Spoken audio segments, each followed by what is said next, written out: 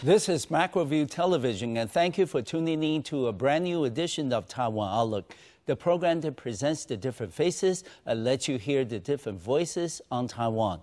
I'm your host, Ray Guo. Have you ever thought about doing some backpacking travel before? If you have thought about it, but you haven't done it yet, then you're in luck.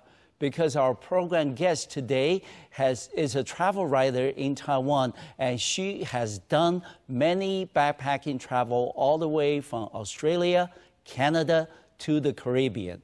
And she is Miss Toby Huang. Welcome to the program, Toby. Hello, Raymond. Hi, everybody. I'm Toby. I'm happy to be here. Well, it's a delight to have you on the program. And Toby, let me start off today's program by asking you a question that a lot of people may want to ask you, which is that you used to be a fine arts teacher at the local junior high school in Hsinchu, I believe. And you also got the teacher's certificate, which is not easy to get. But you quit your teaching job a few years back and decided to do some backpacking travel on your own. Now, of course, you have, gained fame on the internet as a very well-known travel writer in Taiwan. But what motivated you to make such a drastic career change? When I started to teach the fine art, in fact, because it was a junior high school. Yes. So for me, the fine arts, you have to really enjoy it, even just for the kid. But I have to say the Taiwan education is a little bit, even the fine art is still like a homework. So it's not for the kids really enjoyable for doing some drawing or painting things. So after 6 months, I feel I lost some passion for just teaching the kid to drawing on the paper or something. So I think about all I done for my education from college, from university, and after from the master degree, and after until got the teacher certificate. I think all these things is already like all the society think you have to all done all this. So I already finished it. So I start to thinking, what's I really want to do it? What's really I got to have a little dream before, and for my 26 years old, I really would like to change a little bit my life, just not stuck in the society. So I told about my professor and my friends that I don't gonna to looking for after the maybe 10 years. I'm gonna to start to traveling. And that time I have around 70,000 teachers in Taiwan. They're still looking for all the school because every year we have to change one school to one school. So I just didn't prepare everything, and I start to looking for what's my first step to start to traveling or something. And everybody think I'm crazy. Because I say that's gonna to be my future career. So I just want to be the first stop. 6 months after, I just go ahead. But a lot of people listening to you today would think that, hey, Toby, at the time you were leaving your comfort zone. You were getting a very, you were doing a very stable job as a teacher. You were getting a monthly salary and things. And you were leaving your comfort zone. And that takes a lot of courage to do so. What was the reaction from your family and friends when you told them that, hey, I don't want to teach anymore. I want to be a travel writer? At that time, I didn't think I want to be the travel writer. I just want to really see the world is really like before I learned from the school.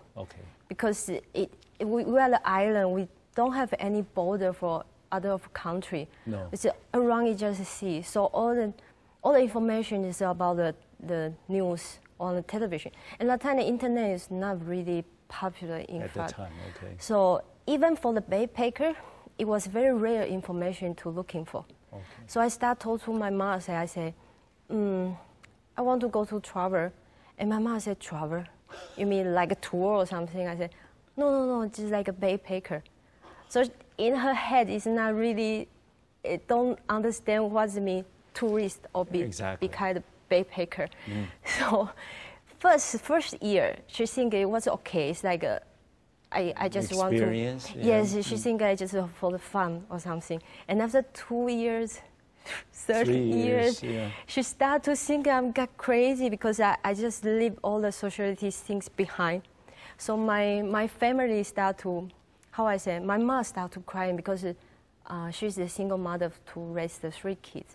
Okay. So one time we have before I go to working holiday in Australia, we have one family meeting. All right. So she really crying. She said, "You got really good education background. You got a really good job, and you just drop everything and start to life like a homeless to travel around the world. Why you need to take like this? Why you cannot just find a normal job? Yes. Even don't have a lot of salary. Be a normal girl like everybody. Yeah, have a stable life. Yes, because if someone asks me, where's your daughter? Yeah. She couldn't say it, Yeah. you know. She cannot say, oh, she go to somewhere on earth. Yes. Yes, she couldn't say it. Say, oh, she doesn't have any job. She's just traveling, and so she's very upset, just crying. And I got very lucky. I have 2 brothers. In a family meeting, they told my mom, say, just let the sister go. Yes. And we will be, because travel is not their dream, so we will be staying in Taiwan. We will be find the job and after around you. Yeah. But they know my personality is when I think I want to do something, You're gonna do it. yes, Okay. I'm gonna to do it, and I believe I can do it. So she said, if you say no, she's still gonna to do it. Okay. So it's better you support her, and we support her. All right. And she always have a home in Taiwan. All right. So yes, so Okay. not really have a serious fighting in the family. Just Okay. need. So they pretty much supportive of your decision to change. Yes, kind of, because my mom is kind of like every time you contact her on the phone or any smartphone application, the first sentence is always, when you come home. Yes. When you come home, Yes. are you doing okay? And Yes, things, yes, of course. Any mother would. Yes. And let's start off by your first backpacking experience. Okay. So, And that's when you took about roughly 150,000 NT dollars. yes. And you went to 9 different countries and Yes. areas in Asia, primarily in Asia. Yes. Including Hong Kong, China, Thailand, India, Indonesia, Nepal, Singapore. Yes, Cambodia, Laos. Yes. Yes. Laos and everything. Yes. So what was the experience like? Were you concerned about your safety, for example? You didn't really have a lot of money with you. Yes. Were you concerned that maybe, hey, one day I'm going to run out of money. What am I going to do? Were you ever intimidated by their prospects? In fact, that's really my first time for being the backpacker. And Yes. it's that time we don't have a really information. Even in that time, we don't have a really guidebook. Every book you open is just For into tours? yes, kind of that. So it got a little bit nervous. So I just told my mom, possible I'm gonna to go 3 months. Okay. So I still buy the return ticket. It's really cheap. Go from Hong Kong and go to China, and back from Hong Kong back to Taiwan. Okay. So after the end, I go more than 9 months. Okay. I just call my That mom was- and say, okay, I decided don't go home, so I keep continue.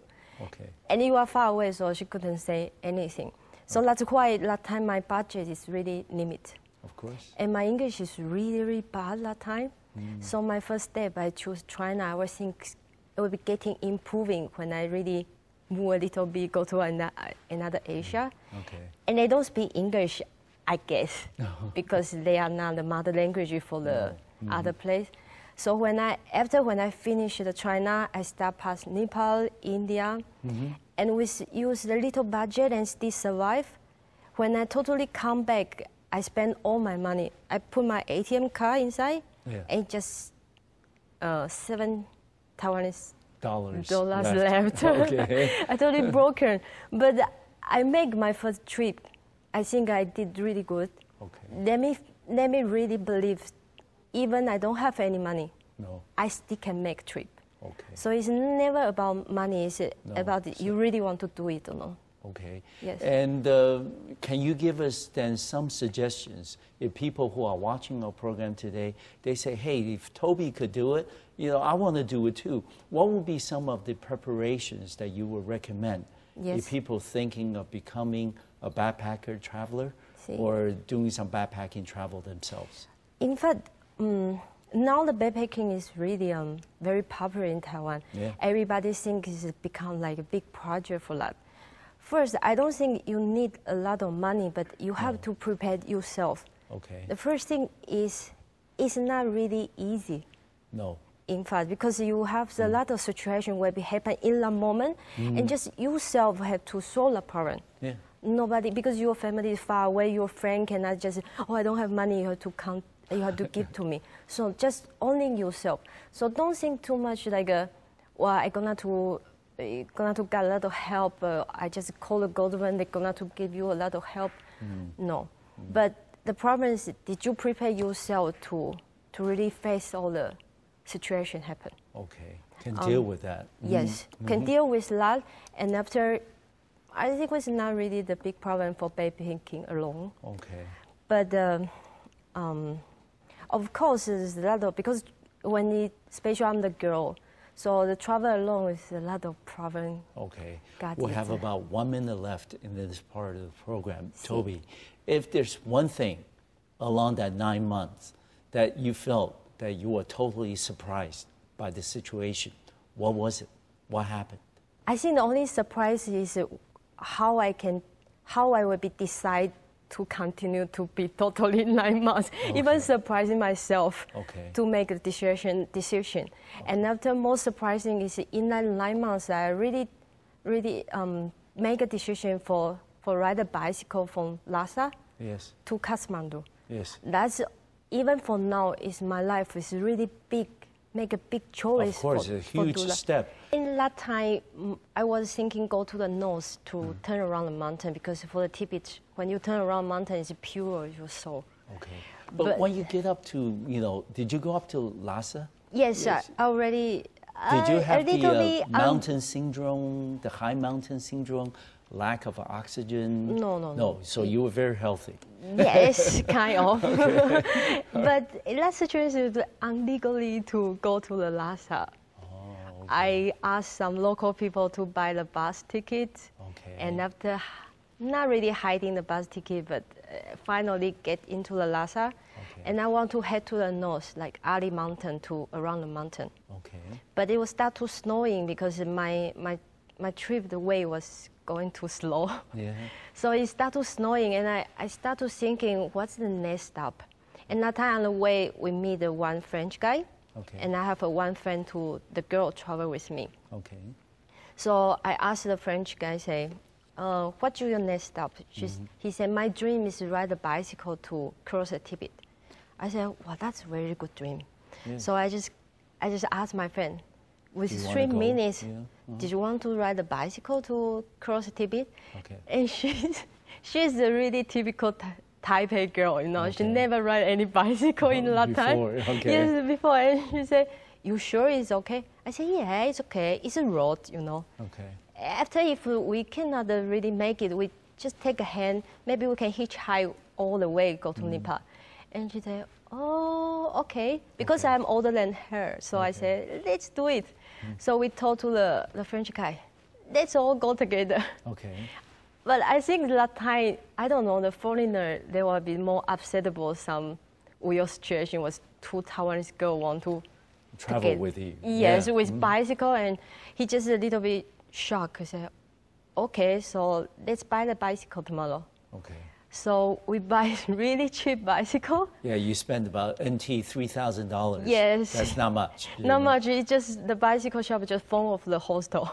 So we go to pick up the bicycle. The bicycle, it was really heavy, but this is a more strong one. And we don't have the bicycle tour. So we buy something very cheap stuff for take all the backpack behind. And after, 1 week, we said, let's go. But before, when I start, it started raining. So I have a little window near my room. And I got a little bit nervous before I start at night. And I have to convince myself I can do it. I really can do it. I already buy the bicycle. I prepare everything. Just let's do it. How long did the trip take you, the bike trip, from Lhasa, from Tibet, all the way to Nepal?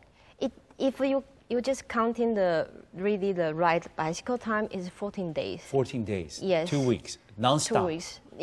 Okay, continuously. Yes, Okay. each day is like 60 kilometers or something. Okay, how many hours per day you need to, It's to like bike? I start 6 o'clock. Okay. And before night's coming, because I need looking for the local house to live stay inside. over the night. Yes, for stay overnight. Because in fact that way is a little bit illegally to pass through that way. Okay, so, yes.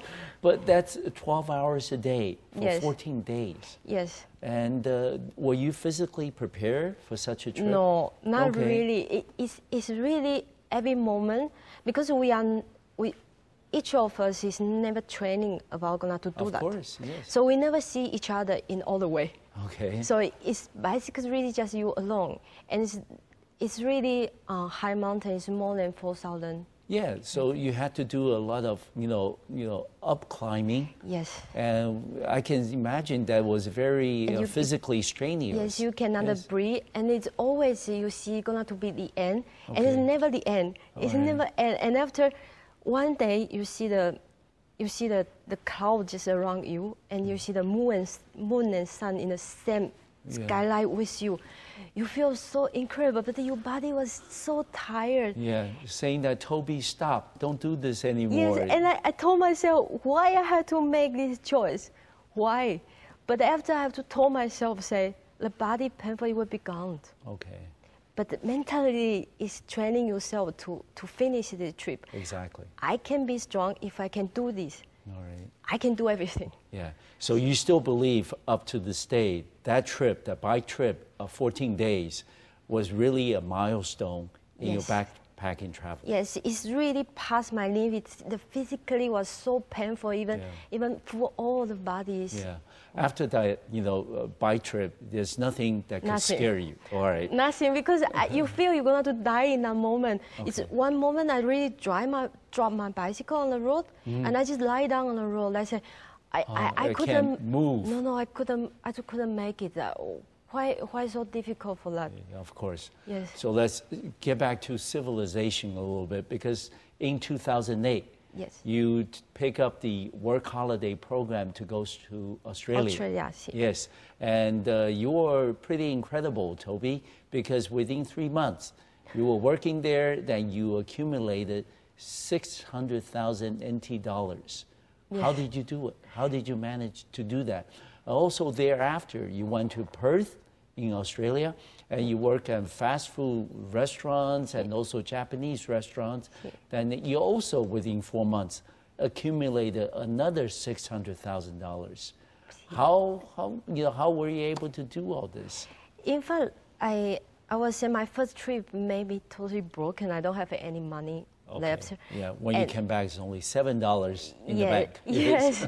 And after I was hope I can go outside to start to travel again, but I need the money, and I took work a little bit short time, and I got little money to prepare the flight ticket and everything. So when I arrived Australia, Darwin, I just have a 300 Australian money. Yeah, I don't that's have not much. no, it's not much. So I didn't give myself any road back. It's me. I have to stay here, and I have to make money. And my English was so bad. How I can make money? So I asked my friend, where is the better to find a job? Okay. And with good salary. So they look at me like, but you don't speak anything. Yeah, you don't speak English well. So my friend would say, okay, you look, because Darwin just 2 street. You look, this is Main Street, and you see the big restaurant. You go inside, you say, I want a job. Okay. I say, seriously, I can do that? Say, yeah, nothing to lose, just try. So that was the big restaurant that time, and it was most high salary in that time. Good. So I was so afraid to say the first sentence, and the Australian accent really understand nothing in the first day. So I was in the home, I just prepare everything. Okay. Even I imagine a manager asking me some question, Okay. and how I gonna to answer. What is my first sentence I gonna to say? So I just wear my most beautiful dress, I mean most clean one. Yes. I have in my backpacker. So I go inside. I say I'm looking for the manager. So it was busy times. And the woman, the waitress, talked to me with full of sentence. I understand nothing. I just understand tomorrow 4:30, and you come back. I said, okay. All right. So I go back home. I said, oh my God, I have to calm down because all she said I couldn't understand. So tomorrow I prepare more strong mentality. I go and I see the manager is in front of the door. Okay. So I go inside. I say, I would like to find a job. All right. And he looked at me and said, what kind of job you want? Did you have any CV? I said, no, I just arrived yesterday. Okay. Ah, so you have any experience? I said, no. Not in restaurant business? Yes, no, okay. no, not have. Oh, like interesting. Okay. So what thing you can do? I think anything. Okay. Give me inside the job in the kitchen or outside. Anything you give me, I want to work here. Okay. So, and finally, I got a job. It was really busy restaurant, but because my English, I think he understand, I don't understand a lot of things. So I start to be the food runner, just put the food on the table. But I still concern with the staff like waitress or waiter. So I start to pick up with a lot of English and talk with the customer. But I was really so curious why he will be hiring me, because it was every day have so many CV on his table. Okay. But why me? It's the only Taiwanese in the restaurant. Okay. And he said, you are only one, the Asia girl, come inside, directly ask me, I want a job. Okay. Everybody just dropped the CV, and he knows my English is not good, but he say, we are the restaurant, we're serving the customer. Even your English is not really good. But you are not afraid to talk to me. Exactly.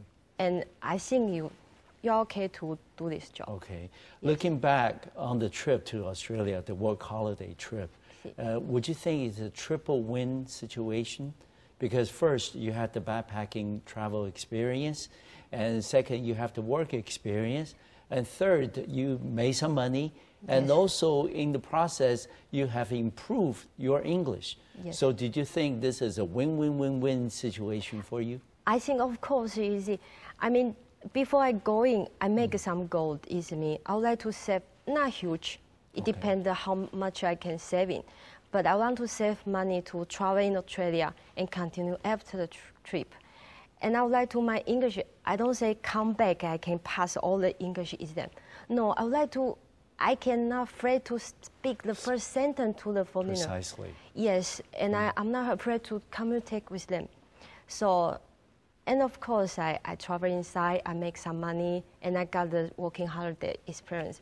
So for me, the Australia really changed something. For start, can continue to my trip after a few years. Okay. Yes. What were some of the places that you most remember fondly about Australia?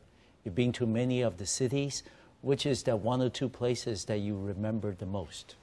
I think for me, the Great Barrier Reef. Okay. Yes, it's really beautiful in your life. You must go one time.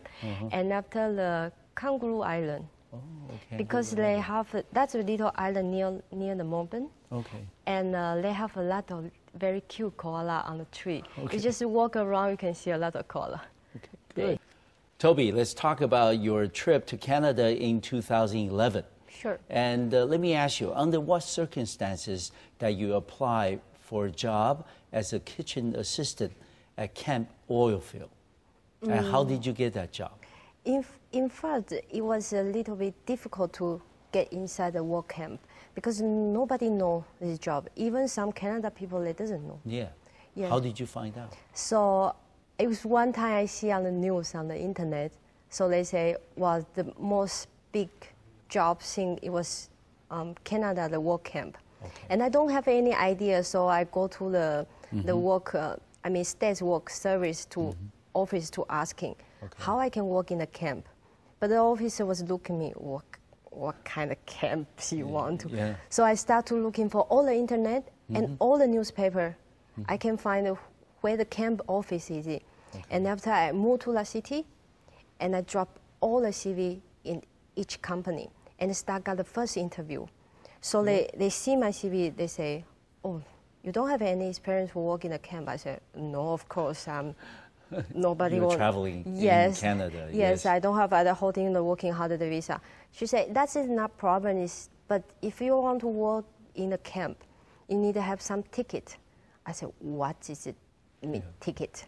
He said, some certificate, you have to get it. So the first, it was like a chemical certificate. Okay. And after is if you don't want to work in the kitchen, you have to have some food safety ticket. And then after, they told me, because the camp was really far away from everywhere.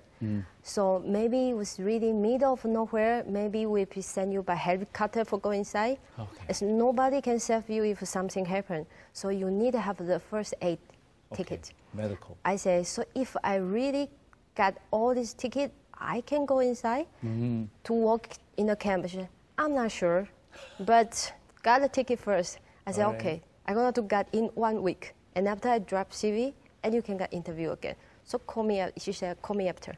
So in the 1 week, I call all the office can get the training center. And in 1 week, I got a 3 certificate. Good for you. Yeah. That's impressive. Yes. Yes. So after getting the 3 certificates, were you able to get the job at Camp Oilfield? 3 days I'm inside. Oh, really? Yes. Good. All right. So in fact, when I go inside, was really the first one. I think it's really the first one who was holding in working under the visa for going inside. Okay. As no one speak any Chinese language. No. No, it was middle of nowhere, and with some people was come from the Quebec. Okay. They speak French. French, of course. They even don't speak English, and some people from the Newfoundland. That when they're talking, I understand nothing. But I was talking with some Canadian people. Say, I really don't understand what she talk about. She said, don't worry, because we don't understand too. Okay. So let me ask you that the kitchen assistant job at Camp Oilfield, you Yes. said was very busy. Yes. Because you needed to produce or bake Yes. over 400 individual desserts, cakes, and other things every day. Yes, every day. And did you have any experience as a baker before? No. Know how to make pastry, for example? No, I really don't know how to make any pastry. So I'm really very happy when I work in the kitchen, Yes. and they put me in the department was working the pastry. So I was start to learning how to make a dessert, how to make a cheesecake. Yeah. So it's a new thing. So I always take a notebook, and the pastry chef was really happy. I want to learn something. So she started to teach me one step by step. And every day we have to service so many people is because the camp is really middle of nowhere. And it was really, really cold because in Canada, when you want to take a petrol, it just can be in the winter is better because everything was hot. So cold and hot, the soil is hot, so they can drilling to take a petrol out. Okay. And they send all the people, around 400 people, the worker and every staff inside. They don't want you miss a home. So they have to prepare everything, like a kitchen is 24 hours, everything is 24 hours. You even have a cinema, gym, and the internet room, or everything for you feel like a very homey or something. So every day we have to fill all the kitchen. So you never, when you wake up, it's kind of every day start to making the pastry. Yeah. Yes. How long did you have to work every day? 8 hours? No, the official day was 9 hours. 9 hours. But I often work like 12 hours. Okay. Yes. But were you able to, live in the camp? I mean, Yes. do they have dormitory for you? and Yes, things? each person have one room. Oh, and that room have a flat TV and Okay. fridge Okay, and a so Wi-Fi. it's not bad. So yes, and it's really made you feel really comfortable inside. Okay. I would like to look in for the camp job because I know they send you inside. You have some returns, like 3 weeks you are inside, 1 week you are outside of the camp.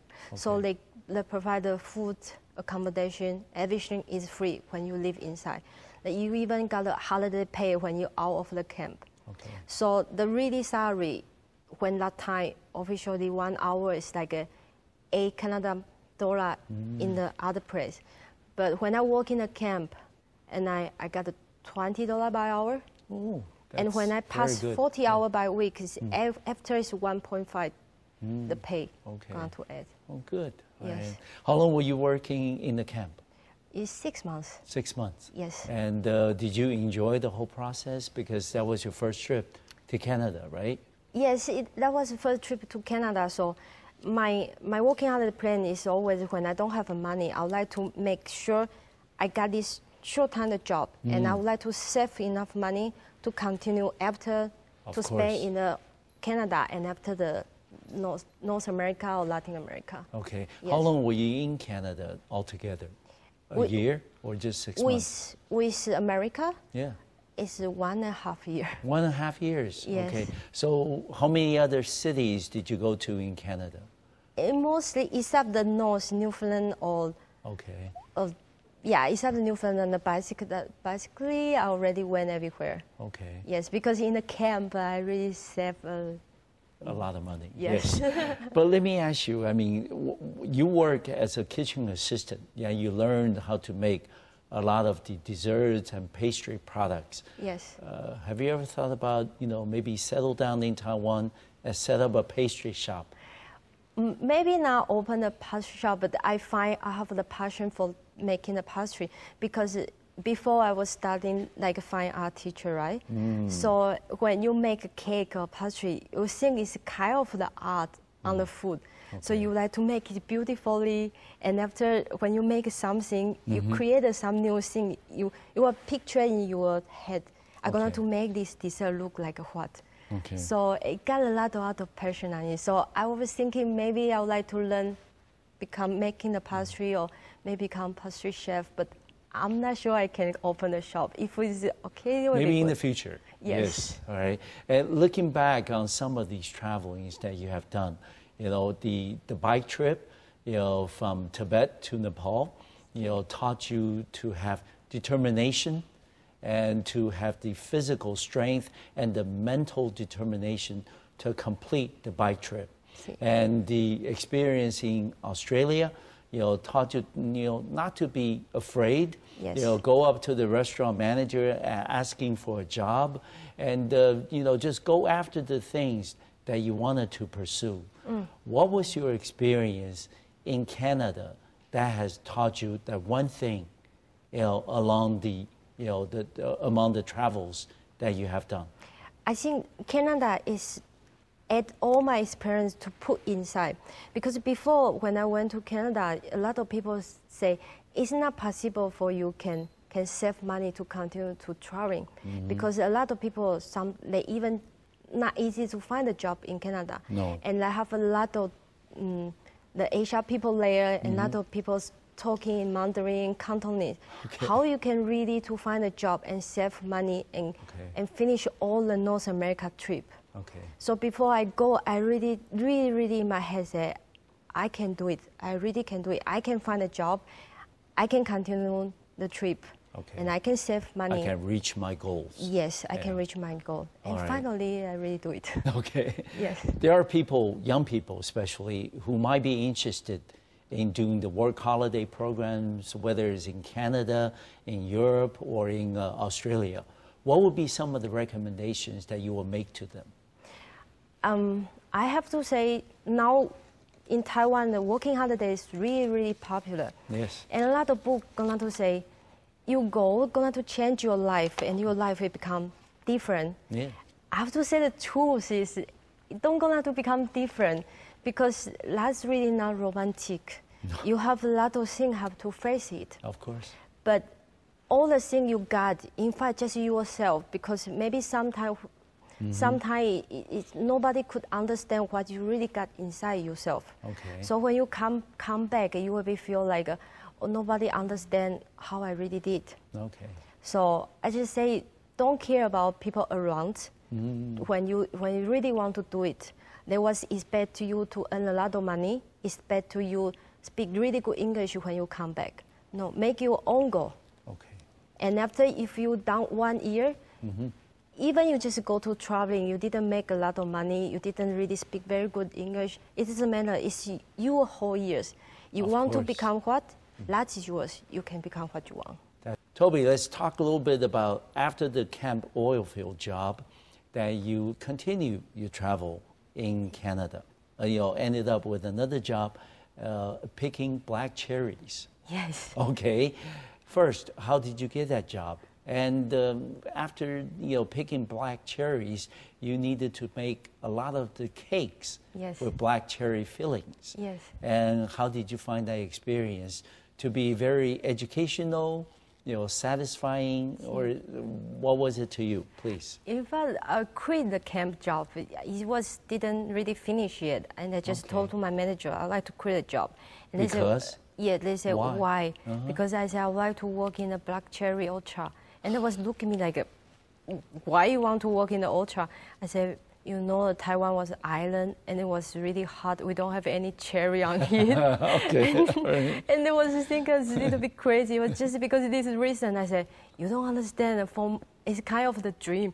I can every day open my eyes and I have full of cherry can put in my mouth. I feel really good. They're gonna tell you that, Toby, you continue working here, you're gonna make a lot more money than you can go out buy your own cherries. Yes, they say it sounds like you, but I say no, it's different. I would like to have an experience to enjoy the summer. Really, because in Canada the summer is really rare. It's like 3 weeks is most of the month is finished, and it was in a beautiful place in the British Columbia. Columbia, yes. Yes, and the summer with lake, and you are enjoy the cherry every day with the really sunshine. So yes, that's the life. So I got to pick up the cherry. Okay, and after working at the cherry picking place, and then did you really think getting to know a different culture, a different people, like the people in Canada? Is really through food and other cultural exchange activities. Did you think that was a very effective way to know people? Yeah, I think so, because for the picking cherry, there was more comfort and not all the place. No. Because the camp was more fixed there. Some people was work 6 years inside in the same place, the same camp. But picking the cherry, there was a lot of young people, some come from another place, and have a lot of people holding the working holiday visa too, some European. So one time we have off time or we have the big party, and everybody start to make their own thing. So it was very difficult to make a Taiwanese dessert. So I was trying to think in the camp what I really learning. So I make the cherry dessert, was sharing with everybody, and we got a really a lot of enjoying life for sharing all the story, how you do in Canada, what you doing after, where you would like to go.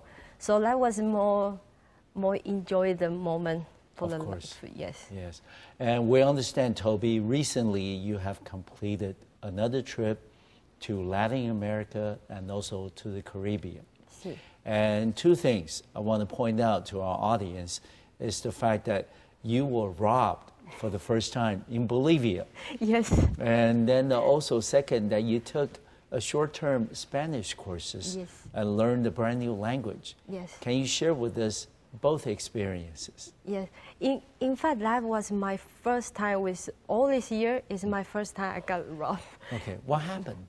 In fact, it was how I said, when I traveling alone. I never will be arrive in nighttime. But when you travel with other people, because all the way, in fact, you never will be alone, because you always will be meet some friend, and you will be travel together for maybe 1 or 2 weeks. So that time I was with the new travel partner. So it was really rush. From the island was nothing. So I was jump on the bus. For everything, my stuff was not really prepared for a lot of things. But in my head, I was thinking, I was someone, so maybe it's more safe or something. So I arrived in the capital. Like Bolivia capital, his name is La Paz, and I get off the bus, and for the one local lady was very nice. Let's sharing the taxi together, and with all the experience was really good. Just that moment we said, yes, of course, why not? So where you going? He said, same this way. I said, yeah, we are go same this way. So every time we go inside the taxi, wow, that's the wrong start. There was dry in some place and very dark. Yeah, very know deserted. Somewhere, and they lock the door. Oh, really? So the old lady was with the taxi driver. Yes, and after having another guy in the middle come inside and drive very fast and pick you somewhere and lock the door. Say, let's start to check everything. Check what? Yeah, it's not like my head was damn. Yes, I got robbed. Yes. So did they take all the money and things? They take all my money, but the first thing is, if you got this situation, don't show up everything. Okay, of course. Little bit by little bit. Okay. And after you start to arguing, and they will be, because you don't know what exactly they have, they don't know exactly what you have. Okay. So you have to keep the what valuable you think and give just, okay, even iPhone and some cash is only I can give. But the hard disk, computer, and camera is more important for me, so I have to have there to keep something. Okay. As finally, they kick us out of the So your taxi. partner got robbed also? In fact, he almost got robbed. At the end, I take back his bag. Oh, I was fighting okay. with the old lady, and old lady kicking me out of the taxi. Oh, really? Yes, and we got everything taken out. And after I said I lost the phone and the cash. Yeah. Yes. So maybe the advice is for people to be in that situation. Of course, you don't wish anybody to be in that situation. Yes. But if they are in that situation, first is not to panic. Not to panic. And Okay. first, I don't say don't trust everybody, Okay. but some place is don't go with another lady they smile nicely. Okay. Don't go with them. Okay. And if you could, because don't arrive in the nighttime. No. Okay. Because I meet a Korean girl, and she just got the phone off the hostel in the nighttime. Okay. She lost everything, just have clothes left. Really? Everything is gone. Okay. But do you have work holiday, opportunities in countries like Bolivia? No. Okay. We So, don't have. they robbed some of your money. Were you able to survive the trip? Yes, yes, of course. You still can take some money from ATM? Yes, from ATM. okay. Or if you don't have money, you have some bank system called Western Union. Oh, yes. You can pass through all the bank. You still can get money. Okay. Yes. Let's talk about the other experience you had in Latin America, which is learning Spanish. Oh. Okay, what motivated you to learn Spanish? Because all the Latin America was really big, really huge, big. Of course. And they all speak, except the Brazil, they Brazil, speak, yes. Portuguese. Yes, all they speak Spanish. And I think you go each country, if you can talk a little bit local language, you can more close with local people. Yes. And I was trying to start to live in with local people. Okay. And I try to not really job, but I will have the kind of the change for working in a coffee farm, the organic farm. Okay, Not for money, for exchange, for stay inside the food and accommodation. Okay. And all these things you need to have a little bit Spanish talking. Okay. Yes, it will be better. All right. So where did you go and learn your Spanish language? I will go to Guatemala. Oh, okay. That was cheap, and the Spanish accent was okay. All right. Because some that talking was not good, but sometimes Argentina with the Chile, they talking the way was a little bit different. Okay. Yes. And what will be then overall through all these experiences? What will be the advice that you want to give to people, when they start thinking that they want to be a backpacker or to go to some places they've never been to as a backpacker? What would be your advice? I think the advice is because everybody was saying do some homework. Okay. I say, but for my advice is not really don't do too much homework. Okay. Because backpacking is adventure. Just prepare yourself. We have a lot of situations happen. But if you just want to go to a few days, of course you have to do some homework, Yes. because you don't have much time. But your trip is 1 month, 2 months, 3 months. Or maybe a year. Yeah. How you can prepare every detail what you like to do. So make it the plan roughly. Say I would like to go around this place. My goal is I want to learn dance. I want to learn tango. I want to learn something. Okay, make this plan, but not the detail, and let you enjoy inside the way to create yourself the adventure. I think that was really backpack. Okay. And finally, Toby, I'm going to ask you. A lot of people will say that, Toby, you're a young woman. You're traveling alone in different parts of the world. Some of the places, maybe you don't even speak the language. You don't have any friends and things. Aren't you concerned about your own physical safety?